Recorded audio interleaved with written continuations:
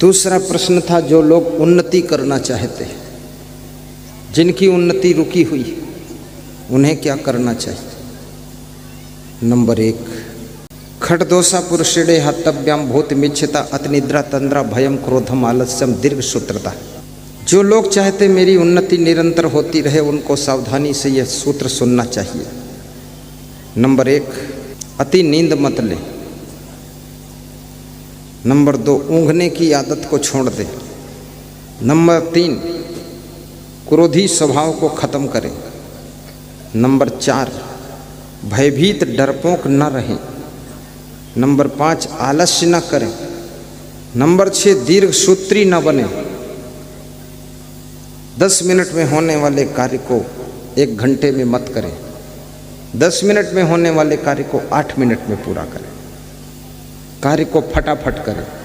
ये 6 काम अगर तुमने कर लिया, क्रोध को काबू कर लिया, आलस्य को दूर कर लिया और समय पर डिसीजन लेकर के टाइम से पहले कार्य को पूरा कर लिया, और याद रखना, नींद और तंद्रा को जीत लिया और भय को जीत लिया, तो आपकी उन्नति में कोई बाधा नहीं रहेगी।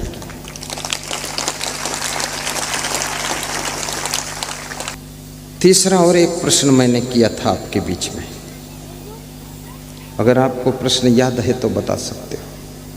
कबीर से पूछा गया है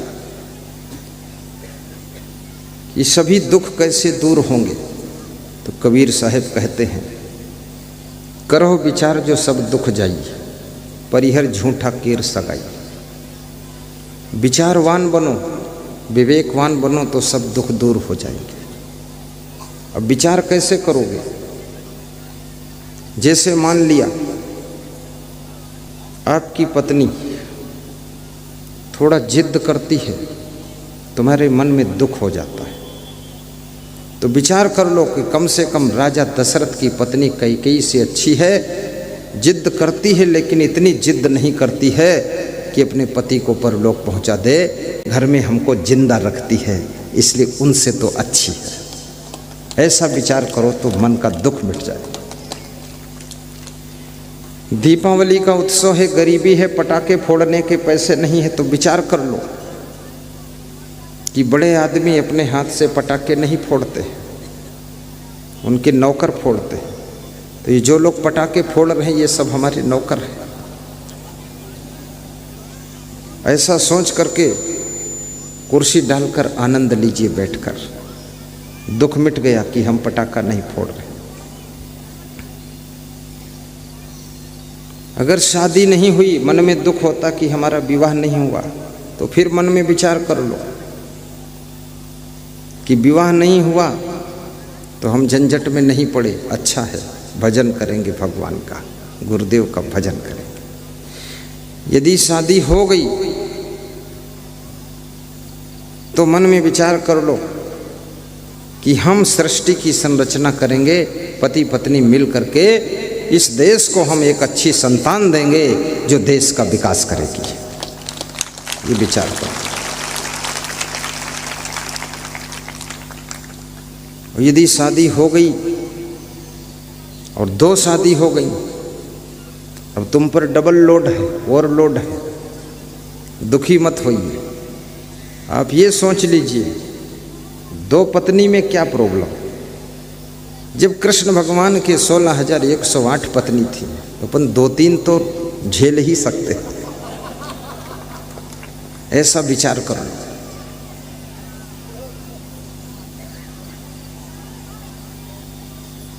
और यदि आपका पति मर गया, तुम विधवा हो गई, तो फिर विचार कर लो, कैकेयी कौशल्या सुमित्रा भी तो विधवा हो गई थी जब दशरथ जी मर गए थे।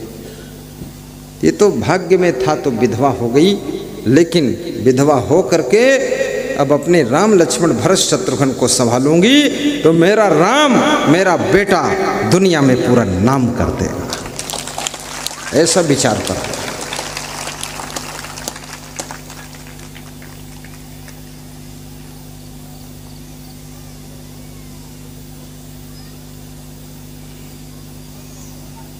पुलिस के लोग सत्संग में टाइम पर ना आए तो क्या करोगे? तो विचार कर लो, कहीं दूसरे जरूरी काम में फंस गए, दुख नहीं हो। और लास्ट में आ जाएं तो विचार कर लो कि शोभा बढ़ाने आ गए, तो भी खुश हो जाओ। जोरदार ताली बजाइए पुलिस जवानों के लिए। ये पुलिस परिवार भी गुरुदेव का भक्त है, गुरुदेव के चरणों में इनकी श्रद्धा है, इसी भावना से आते हैं। इनको सबको आशीर्वाद है।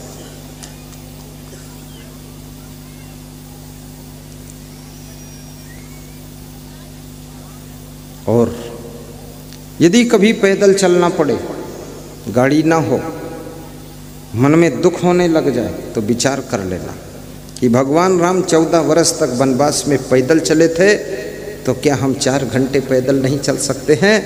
और फिर विचार कर लो, पैदल चलने से स्वास्थ्य अच्छा रहता है। फिर विचार कर लो, पैदल चलने से डायबिटीज और हार्ट अटैक नहीं होता है। फिर विचार कर लो, पैदल चलने से कभी बीमारी नहीं आती है, तो आपको पैदल चलने में भी दुख नहीं होगा। आशीर्वाद।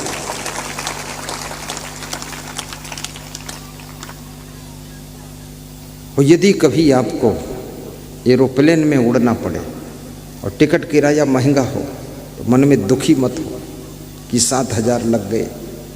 मन में ये सोचो कि हमारे 48 घंटे बच गए, उन 48 घंटों में 48 काम कर डालो। अमेरिका जाओ तो लगभग 80,000 का टिकट मिलता है, लेकिन याद रखना 23 घंटे हवाई जहाज चलता है, तब अमेरिका पहुंचता है। लेकिन अमेरिका तुम पैदल जाना चाहो तो समुद्र पड़ता है, उसमें जा भी नहीं पाओगे।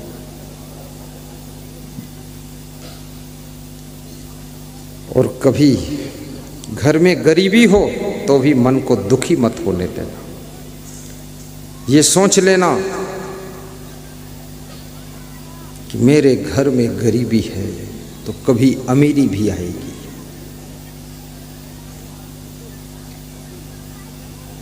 और फिर उनको याद करना।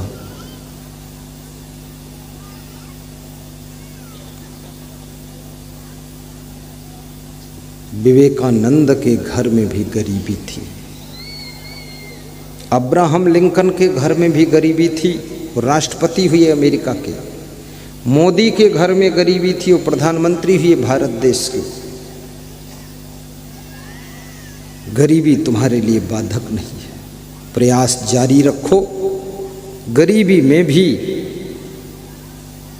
तुम्हारी जिंदगी का गुलाब खिलेगा और तुम उन्नति करोगे, पूरी दुनिया में सुगंध फैला दोगे। मनोबल को गिरने मत दो, उत्साह को बनाए रखो। आप सभी का जीवन मंगलकारी हो। सीधे बैठ जाइए। दान करने का नंबर आए। मन में सोच लो, जिनके घर में चोरी हो जाती तो पैसा चला जाता है, रिश्वतखोरी करना पड़ता तो पैसा चला जाता है, और जिनके घर में भाग्य साथ नहीं देता पैसा आता ही नहीं। हमारे पास पैसा आया है तो ये पैसा कुछ हम परमार्थ में लगाएंगे, कुछ धर्मार्थ में लगाएंगे, कुछ सेवार्थ में लगाएंगे, और इस धन से हम धर्म की रक्षा करेंगे। ऐसा सोचो।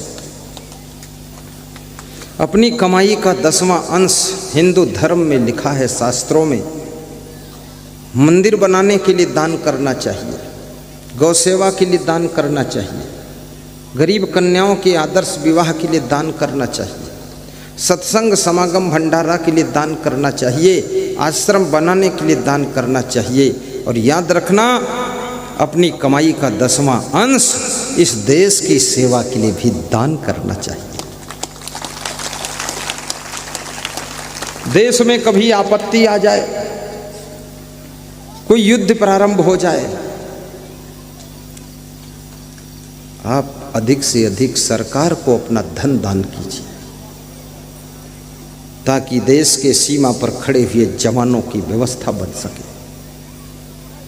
हमारे देश की सीमा सुरक्षित है, देश के जवान सुरक्षित हैं, देश की मिलिट्री सुरक्षित है और देश की पुलिस सुरक्षित है, तो हमारे देश के अंदर शांति भी रहेगी, समृद्धि भी रहेगी, और देश का विकास रहेगा और देश को कोई लूट नहीं सकेगा। इसलिए देशवासियों को देश के लिए दान करने के लिए तैयार रहना चाहिए। कभी देश के ऊपर संकट आ जाए, रक्तदान भी करो। देश की सीमा पर लड़ रहे फौज के जवानों का जब खून निकल जाता है, तुम्हारा खून उनकी नसों में दौड़ना चाहिए। शरीर उनका रहे लेकिन खून तुम्हारा वहाँ बॉर्डर पर रक्षा करना चाहिए। इसलिए रक्तदान भी कीजिए। ठंडी का महीना आ रहा है, जिनके पास में क्षमता है, ज़्यादा नहीं, जो बहुत गरीब हैं उनको एक एक कंबल दान कीजिए, एक गर्म चादर दान कीजिए, 10 रजाई दान कीजिए, पुरानी रजाइयाँ दान कर दीजिए। मैं एक गत वर्ष जा रहा था मध्य प्रदेश में, टोल टैक्स पर गाड़ी रुकी, तो एक फुटपाथ पर बूढ़ा आदमी फटे चिथड़े कपड़े पहने, दाढ़ी जटा बाल, वो जा रहा था। तो मैंने टोल टैक्स की तरफ तो ध्यान दिया नहीं, उस बुढ़े को देखा, उसको बुलवाया कि इसको बुलाओ यहाँ। बुलाया, मैंने अपने संत से कहा कोई चादर है, गरम चादर जो दान दे दो। बोले कोई और तो नहीं है, आप जो ओढ़ते हो वही है। तो मैंने कहा ला वही दे देते। बोले अच्छी वाली है? तो हमने कहा अच्छी वाली ही दे देते। तो उसको गरीब चिथड़े पहने हुए व्यक्ति को जब अच्छी वाली चादर मैंने ओढ़ाया बुला करके, तो टोल टैक्स वाला देख रहा था। वो केबिन से निकल करके 4-5 लोग मेरे पास आए, हाथ जोड़ा, बोला माफ़ कीजिएगा, आपकी गाड़ी को जो यहाँ रुकना पड़ा, शायद इस गरीब को चादर देने के लिए आप रुके हैं, लेकिन टोल टैक्स देने के लिए नहीं रुके हैं। आप जाइए, आशीर्वाद दीजिए। आप कितने महान आत्मा हैं जो आपकी नज़र इस चिथड़े पहने हुए व्यक्ति पर पड़ी है और इसको अपनी चादर उड़ा दिया। आपके पास में बहुत साड़ियाँ हैं, 2-4 साड़ी साल में दान कर दो गरीब महिलाओं को। कलकत्ता में एक ऐसी स्त्री रहती है जो रोज एक साड़ी दान करती है, रोज नई पहनती है, एक दिन पहनकर दान कर देती है। तुम ऐसे पति बनो कि अपने पत्नी के हाथों से एक साड़ी दान करवाओ। तुम ऐसी पत्नी बनो कि अपने पति के द्वारा कम से कम पेंट शर्ट भी दान करवाइए, जूते चप्पल दान करवाइए। सीताराम गोयल बहुत बड़े बिल्डर दिल्ली के, शुगर की बीमारी हो गई, बीपी हाई लो हो गया। उन्होंने हिमाचल में नाहन जिले में एक आश्रम खोला और वहाँ पर राधा कृष्ण की भक्ति करने लग गए। मुझे बुलाया सत्संग के लिए। दिल्ली से चप्पल जूते ला करके उस इलाके में फ्री देने लग गए, चादरें फ्री बांटने लग गए। उन्होंने बताया कि ना तो शुगर रह गई है और ना तो ब्लड प्रेशर गड़बड़ करता है, बड़ी मस्ती में हूँ, समाज की सेवा करता हूँ, मन खुश रहता है, तो सारी बीमारी खत्म हो गई है। हमारा धर्म हो सेवा, हमारा कर्म हो सेवा, सदा सत्संगियों में मिल हमें सेवक बना जाना। और दान करने से सोया हुआ भाग्य जाग जाता है। दाना बोने से खेत में फसल उगती है तो घर भर जाता है अन्न से, और दान करने से घर का दरिद्र दूर होता है और घर लक्ष्मी से भर जाता है। इसलिए दान किया करो।